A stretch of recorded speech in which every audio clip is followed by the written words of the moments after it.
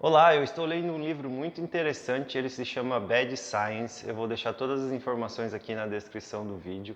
Ele fala de algo muito interessante que é sobre o viés de interpretação. O que acontece é que foi observado que nós seres humanos temos uma tendência muito grande de interpretar os dados, os fatos, de uma maneira que seja positiva para aquilo que acreditamos ou aquilo que queremos acreditar. Então, por que eu estou falando isso para vocês, traders? É muito comum quando eu atendo traders que eles venham me apresentar números que não são reais, que não são de fato importantes. Muitas vezes eles vêm me provocar de alguma forma dizendo assim, pô, mas o meu operacional acerta 8 a cada 10 operações. Aí eu falo assim, ó, legal, você tem um percentual de 80% dentro desse operacional, mas é muito fácil você usar esse dado para o seu favor. Então, eles falam, como assim? Bom, por exemplo, me fala qual que é a relação entre 100 operações. Se você fala que você acerta 8 de 10, eu quero saber ao longo do tempo se você é capaz de manter essa mesma porcentagem de 80.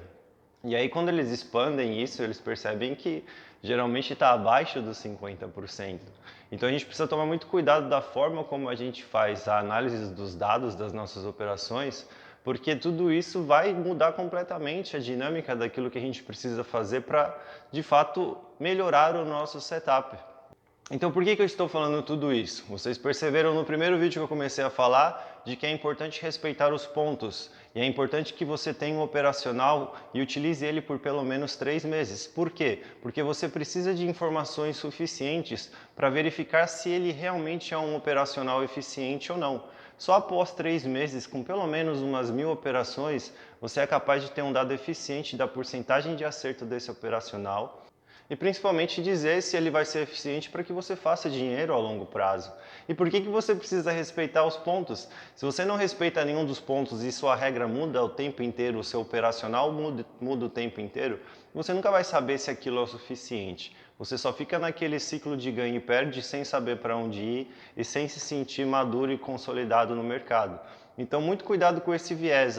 Às vezes a gente interpreta as coisas de um jeito que seja favorável àquilo que queremos acreditar. E a crença de fazer esse mercado dar certo é tão forte que a gente ignora coisas que são reais, que estão nos prejudicando, mas nós temos uma grande dificuldade de aceitar que está na hora de mudar. Se você quiser entender um pouco mais sobre isso, você pode ler o meu livro, Manual da Psicologia do Trader. Está tanto aqui na descrição, quanto você pode achar lá no meu Instagram, roger.psicólogo. Um abraço e até a próxima.